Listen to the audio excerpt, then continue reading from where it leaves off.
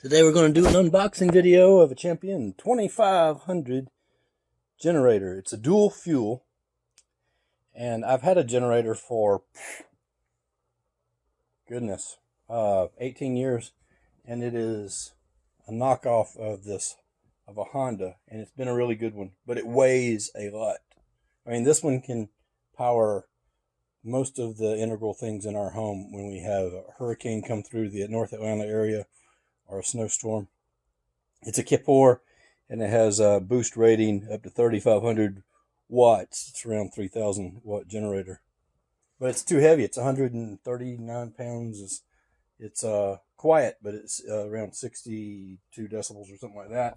This one is 3 decibels. I'll confirm that in a minute, and it weighs 39 pounds. So I just cut the tape on this. Let's see what we got here. Looks like didn't suffer too much bending of the box from Amazon. We've got a quart of oil in here, so it comes empty. You need to fill it up, 10W30. Half a liter. So this is dual fuel. So it comes with this regulator, propane regulator and hose. So regulator's built in. That part screws to the gas tank. This part goes on the generator itself. Some insulation. I guess this is still part of the dual fuel. Regulator cover or something like that. We'll figure that out later. And the generator itself. So let's try to pick this up. See if it'll come out of the box one-handed. Put my knee on the box to hold it down. So came out pretty easy. Came out with one hand. Nothing else in the box. Let's set that aside. See what we got. So Champion 2500 dual fuel. I think it's 1850 running watts. Advertised anyway. Manual. Easy pull start. Of course, it doesn't have any oil in it. Not going to try to start it. Then you got your control panel here, along with the outlets. So you got a couple of regular 110 outlets. This particular model has a 12-volt outlet, just like you'd have in a car. And I believe it comes with a, I think it comes with a USB adapter too. At least it was advertised with one. We'll see if that's in the box later. At least I think this model was. No big deal if it doesn't. You got your parallel kit. If you bought 2 of these and joined them together, then you've got your fuel off and on for the gas or propane. So quick disconnect for the hose that they provide. 20 amp circuit up here. Another circuit for what, the low voltage side, I think. Bright yellow generator. 39 pounds. I guess you take the cover off, put the oil in it, fuel it up with the fuel of your choice if you wish. Propane or gas. And let it run. So I did find the other 2 items, a funnel so you can get the oil in there, and then that USB adapter. I've got plenty of these, but it was advertised to come with one, and here's the one it came with. So that's the unboxing portion. Let's get the oil in it. 2 sides to this thing, right? If you're wondering which side is the side for the oil, it should be the same side as the gas. You got the spark plug access up here on top. And then you see this drain right here too, which is an indication that this is the service side. The other side has the pull rope on it and everything, so we're not going to deal with that side.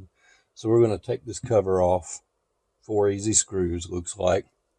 and we'll give it a look. Okay, we got these screws backed out of here, and they were just easy as pie to get loosened up and then take them out with your thumb. All right, so you lift up from the bottom and it's hinged at the top a little bit there. So you can see those hooks right there. When you put it back in, you put those hooks in and then put it back down. Looks like we've got a straight enough setup here that you'd see on just about any generator. I know this looks even similar to my large one. Air filter, carburetor. That tube that we saw earlier is for some carburetor drainage right here from your screw, so you can leave this thing dry if you don't run the fuel out by turning the valve off when you're running it and then letting it run. So what we're going to do is we're going to put the oil in.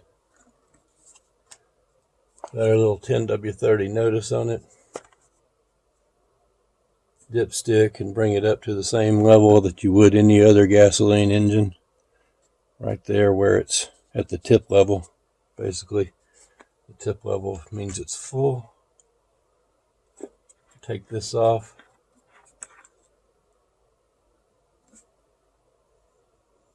As you can see here, had some oil in it for testing. Then they drained it, looks like. So we're going to take the included funnel. And we're going to put our provided 10W30 oil in there. It's important to note you need to consult your manual and look, because I believe they suggest an oil change after so many hours of break-in. We'll keep doing that until it's at the tip level, right there where it could run out nearly. I know I've got it tipped back, so I'll compensate for that. This little tip back that I did is allowing me to fill it a little easier than normal.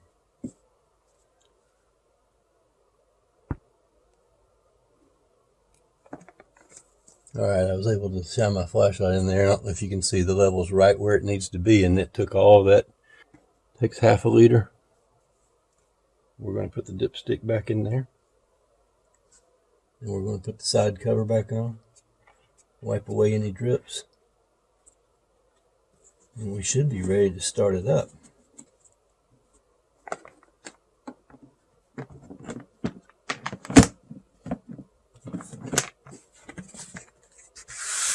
Just wanted to take a look at that insulation. That helps with the decibel level.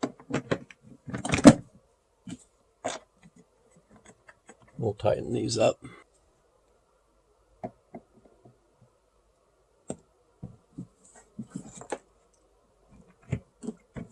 And we should be ready to go.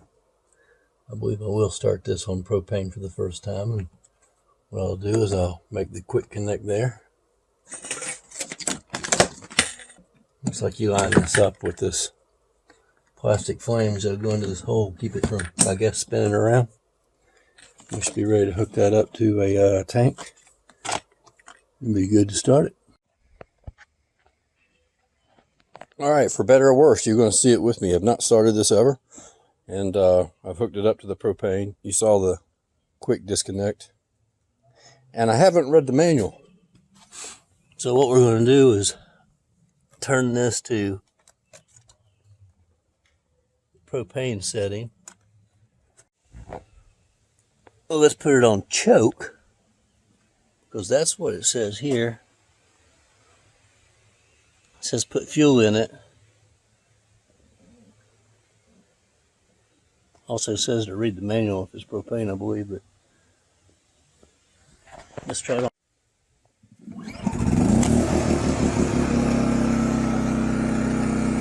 Yeah, I put it on choke, and then I put it there. So, it started right away then.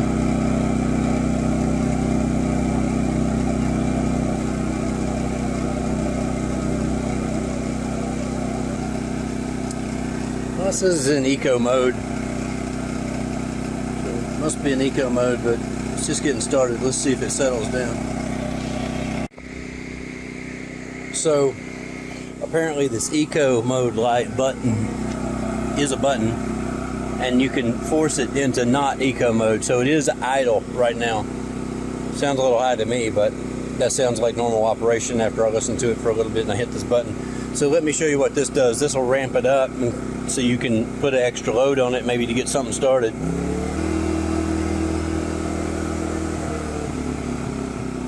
And then back to eco mode.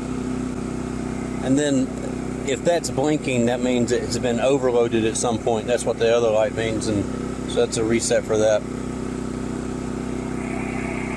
Guess that's it. It's pretty quiet when you're standing like 15-20 feet away, and it's got almost no smell to it on propane. So again, I started this without putting gasoline in it first, so it will start on propane first. You do need to choke it, put it to the choke mark, pull it a couple times, and then switch it to the propane. Overall, pleased that it started up so quick. I'm gonna let it run for a little bit. I'm gonna put a load on it. My We-Roll camper here. Let's see what we can do in here. All right. The lights are powered by DC anyway. The battery charger's already on, so that's good. It's got some draw on it there. Let's turn on the air. I can hear the generator in the background. There's the air.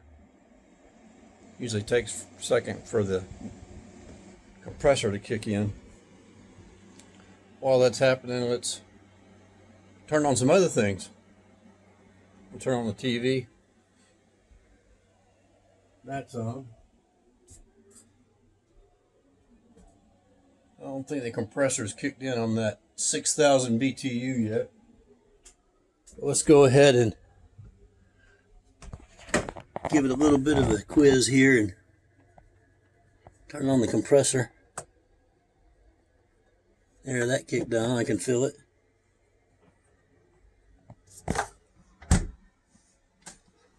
So we've got 6,000 BTU air on, TV, compressor, and a battery charger. I'd say we're in pretty good shape. Don't believe I'll be able to turn on my electric water heater though. At least not at the same time as the air. It's doing a pretty good job keeping up so far. I hadn't heard the compressor kick on yet for the AC. Let's see. I turned it down a couple of degrees and that seemed to make it come on. So the compressor is running. Everything's running that I had previous. Let's go out here and listen to the generator, see what it did. Humming right along. Alright, I figure I'm getting close to the 1750 running watts, or 1650 running watts on propane, I think it is. But it's doing everything I wanted it to do on propane. And you get a few more running watts out of gasoline. If I keep gasoline out of it, then I can just easily store it inside the back of the We-Roll. So I'd guess if I add up the watts between those, the air conditioner must be running at somewhere just over 1,000 watts, somewhere in there. The refrigerator I think is around 300 watts, 1,300 watts that is. Then combined TV, what's that, another 20 watts, or if that, and okay, it just kicked in, probably the refrigerator compressor kicked on. But still keeping up. Still under 1,400 watts, I believe, somewhere around there. So we're in good shape. Thanks for letting me unbox this with you. And if you got any questions about it, let me know. Maybe I'll give an update video after I take it out on the first run. I'll change oil on it after the first run. Like, share, and subscribe. Thanks for watching.